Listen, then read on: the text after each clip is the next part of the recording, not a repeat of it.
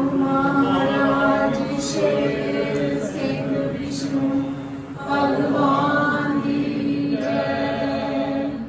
सो हंग महाराज शेर सिंह विष्णु भगवान की जय।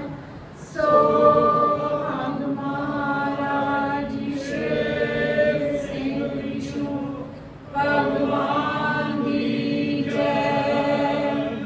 सो हंग महाराज शेर सिंह विष्णु भगवान की जय। सो हंग महाराज शेर सिंह विष्णु भगवान की जय।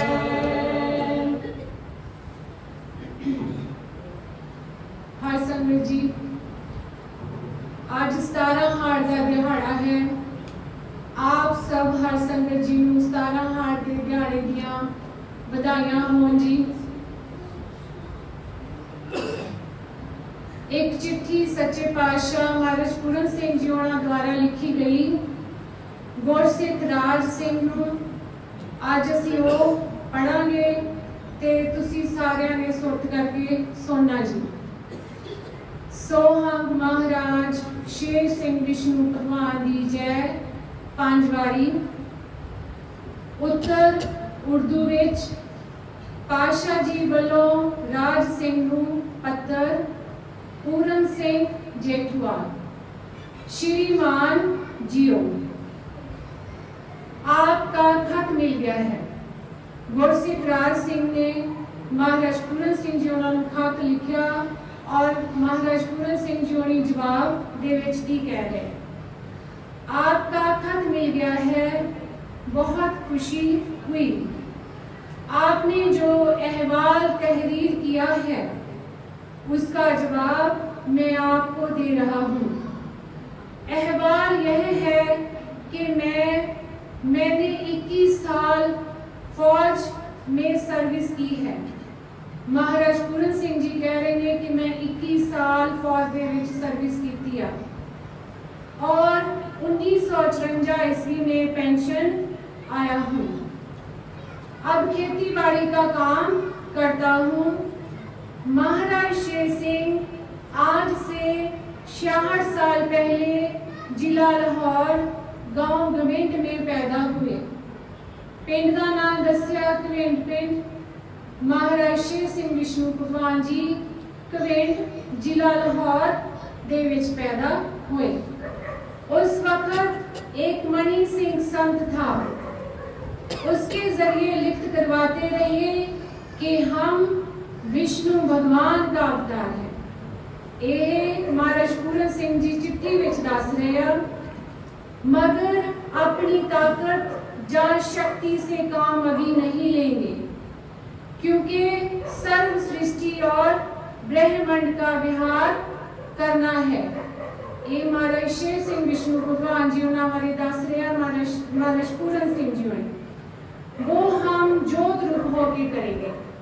महाराज शेर सिंह जी की कह रहे हैं कि असी वो जोत रूप होके करांगे और इस तरह कुछ भगत या सिख अपनी जिंदगी में अब आपने सेवक बनाए और उन्होंने यह कृपा की अपनी लीला दिखाते रहे।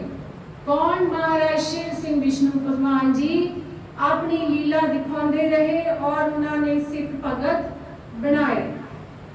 और उस वक्त उन्होंने मेरे पिताजी ऊपर भी कृपा की। मेरे पिताजी महाराज पूरन सिंह जी उन्होंने पिताजी भाई पाल सिंह की गल हो रही है इस चिट्ठी दे विच। दर्शन दिया, नाम दिया और अनुभव दिया।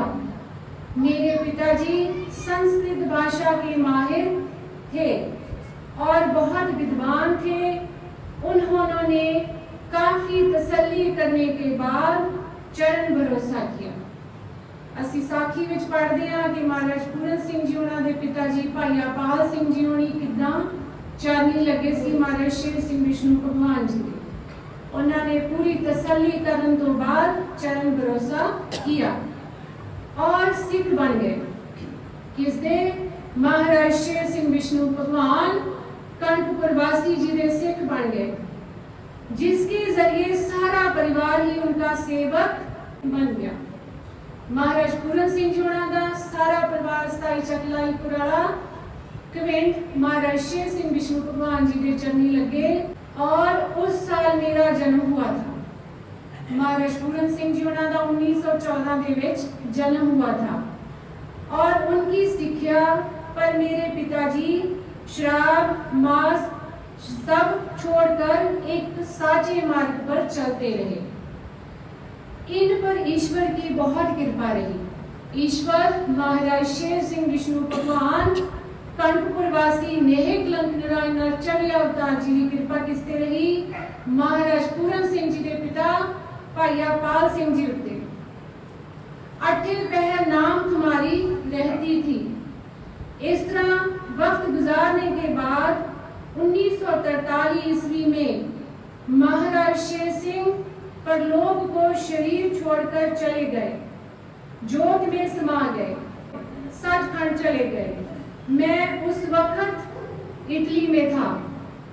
महाराज पूरन सिंह जी उस वक्त कितने सी? इटली दे विच सी और मेरे पर वहां कृपा की, दर्शन दिया कि हाँ हमने संसार में शरीर को त्याग दिया है।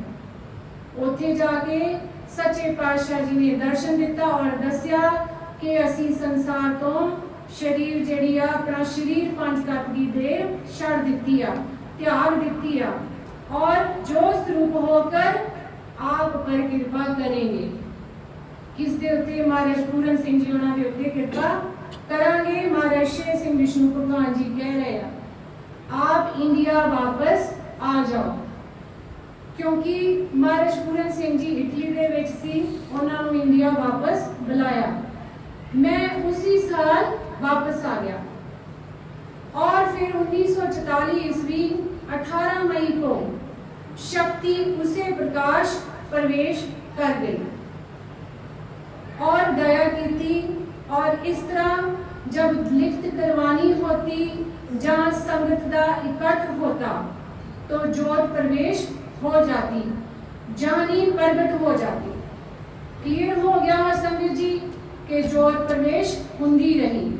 जदों कोई लिफ्ट करवानी हुंदी सी महाराज शेर सिंह विष्णु भगवान जी ने, जहाँ कोई संगत का इकट्ठ हुंदा सी ते सच्चे पातशाह जी दी जोत जिहड़ी सी वो प्रवेश हुंदी सी, प्रगट हुंदी सी। फिर 1949 में जो लिफ्ट होती है वो ग्रंथ बन जाता है। 1949 ਦੇ ਵਿੱਚ ਜਿਹੜੀ ਲਿਖਤ कराई उसਨੂੰ ग्रंथ का रूप दे दिता गया, ग्रंथ बन गया। और अब इस ताकत ने अपना नाम और शब्द प्रसिद्ध किया है, जो कि चार वर्ण को एक जैसा है। और यह ताकत दावा करती है कि जो सृष्टि के ऊपर समा बरतना है और यह उसी तरह होगा जिस तरह हम लिखवाते हैं। सर्व जातियों को वादियों को एक करना है और एक नाम जपाना है और वह नाम ये है सो हमारे शेर सिंह विष्णु भगवान की जय। और अब शब्द के जरिए सेंट्रल गवर्नमेंट के सब वजीरों को आगाह किया जा रहा है कि इस तरह संसार की हालत होगी और हर साल के लिए पहले लिखत हो जाती थी। साल तो पहला ही लिखत हो जाती सी कि आने वाले समय की वर्तन आया। अब राष्ट्रपति को 7 साल के लिए प्रोग्राम लिखकर भेजा हुआ है। 7 साल का पहला ही प्रोग्राम लिख के भेज दिता सी कि दुनिया में आइंदा यह होगा जिसको कोई नहीं मिटा सकता। और अब जो जोत महाराज शेर सिंह की काम करती है उसका नाम नेह कलंक अवतार है, जिसकी शरण से आत्मा को ज्ञान होता है। सो महाराज शेर सिंह विष्णु भगवान जी नेह कलंक नारायण अवतार कनकपुर वासी जी ने, जिन्होंने सरगुण देश छड़ के जो स्वरूप होके महाराज पूरन सिंह जी उन्होंने देह नूं वडियाई दित्ती आ। और ये चिट्ठी दे विच जो लिखा गया है साफ सात्या, क्योंकि ये महाराज पूरन सिंह जी उन्होंने द्वारा लिखी गई चिट्ठी आ। और भी बहुत सारिया चिट्ठियां आ जिन्हों तो सानू बहुत ज्ञान जिहड़ा मिल रहा है। सच्चे पातशाह महाराज पूरन सिंह जी उन्हीं कवेंड कलसियां वाले परिवार को चिट्ठियां लिखते सी और पढ़िया जांदियां सी। उस तो बाद बेबे बांसो उन्हां चिट्ठियां के जवाब भी भेजते सीगे। इस चिट्ठी दे विच भाई अपाल सिंह जी चरनी लगे और उन्हां दा सारा परिवार चरनी लगे। ये असीं सुन लिया हर संगत जी। और जो जोत प्रवेश होने तो बाद अब जो जोत महाराज शिव सिंह की काम करती है उसका नाम नेह कलंकी अवतार है। सो महाराज शिव सिंह विष्णु भगवान जी ने कवेंडरी दे करके नेह कलंकी खवाया और दे छड्डन तो बाद जो स्वरूप होके भी नेह कलंकी खवाया। इस विच कोई भी किंतु परंतु नहीं हैगी हर संगत जी। चिट्ठी आपा पढ़ ली है, तुसी सुन ली है और इस पे जरूर विचार करियो हर संगत जी। जेकर चिट्ठी पढ़ते समय कोई गलती भुल चुक हुई होवे ते सच्चे पातशाह दे चरना पासों खिमा दी इजाजत हां जी। सोहंग महाराज शेर सिंह विष्णु भगवान दी जय। सोहंग महाराज शेर सिंह विष्णु भगवान दी जय। सोहंग महाराज शेर सिंह विष्णु भगवान दी जय। सोहंग महाराज शेर सिंह विष्णु भगवान दी जय। सोहंग महाराज शेर सिंह विष्णु भगवान दी जय। सच्चे पातशाह।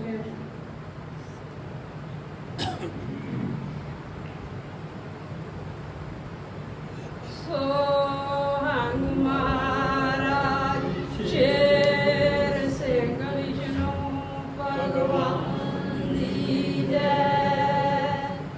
सोहंग महाराज शेर सिंह विष्णु भगवान दी जय। सोहंग महाराज शेर सिंह विष्णु भगवान दी जय। सोहंग महाराज शेर सिंह विष्णु भगवान दी जय।